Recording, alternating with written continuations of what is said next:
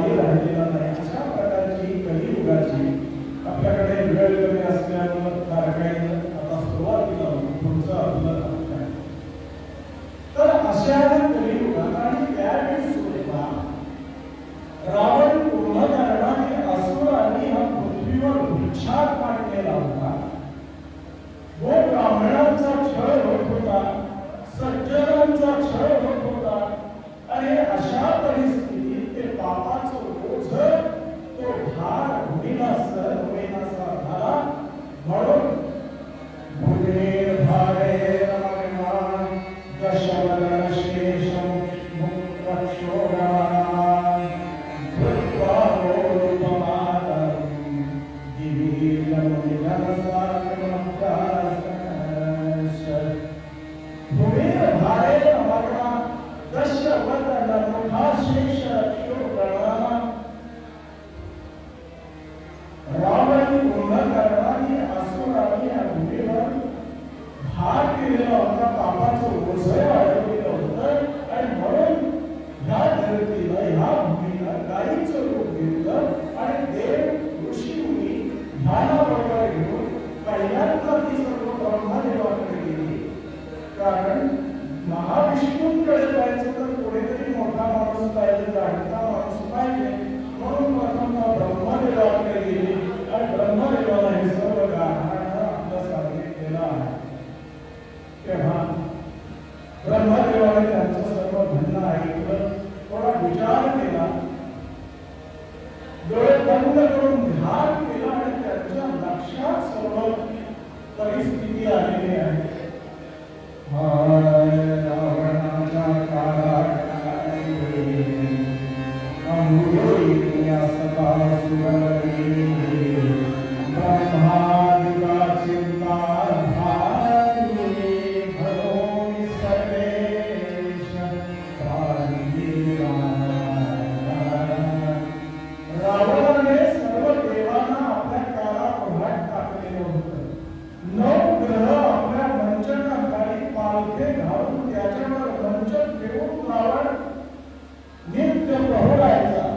अशा प्रकारची स्थिती आहे. तेव्हा देवांची चिंता ही ब्रह्मदेवाला आहे, तो विचार ब्रह्मदेवाला आहे आणि म्हणून त्यांना स्मरण झालं भगवंताचं वचन भक्ताला दिलेलं.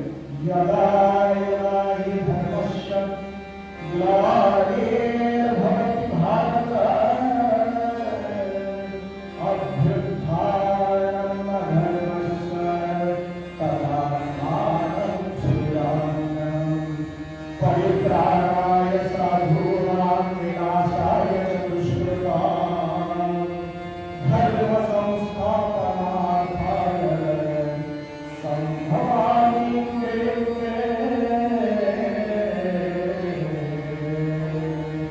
यदा यदा हि धर्मस्य ग्लानिर्भवति भारत. ज्या वेळी धर्माला ग्लानिर्मय अवस्था प्राप्त होते तदात्मानं सृजामि यदा यदा हि धर्मस्य ग्लानिर्भवति भारत अभ्युत्थानं अधर्मस्य.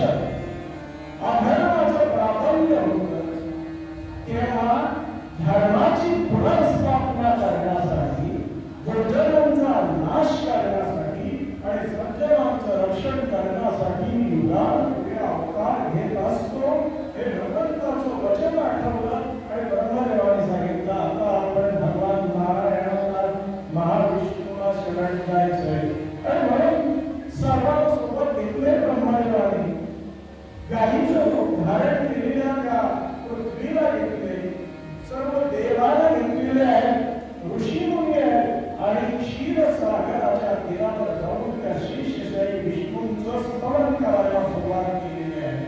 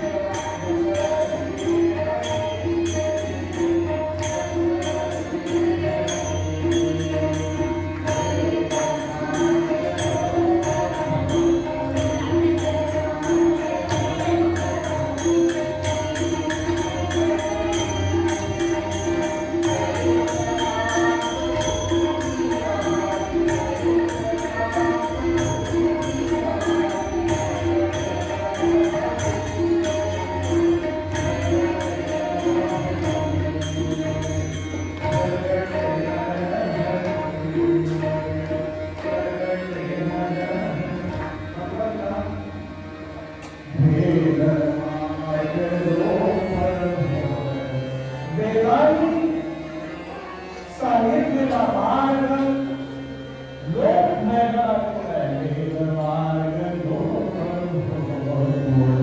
ही झडकले आता लवकर पराकर भगवंता दैत्याक्रांत भूमी झाली ही भूमी दैत्याने प्राणाक्रांत केली दैत्याक्रांत भूमी झाली प्रगटे नरहरी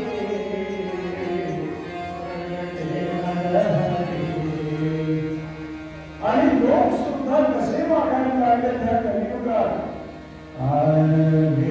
विहित मार्ग सांगून जन हे चालले वेदांनी सांगितलेल्या मार्गाने न जाता भलत्याच मार्गावर चाललेले विषयाकडे लोकांचा ओढा आहे विहित मार्ग सांगून जन हे चालले निजानंद नेणुनी विषय सुखा भुलले सुखा भुलले निजानंद सोडून विषयाकडे लोक विषयांना भुलून तिकडे त्यांची भाव सुरू झाले तेव्हा भगवंता दुष्कर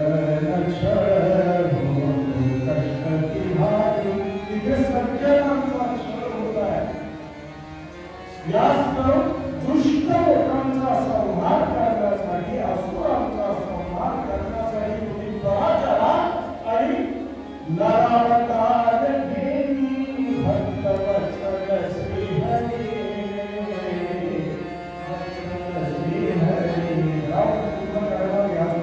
नाश करण्यासाठी आता तुम्हाला नरावतार घ्यावा लागणार आहे तेव्हा भगवंता या आमचा अंत आता बघू नका अशी विनवणी त्या भूमीला ब्रह्मदेवानी ऋषीमुनी देव या सर्वांनी केलेले भगवंताला शेषशाही विष्णूला केल्यानंतर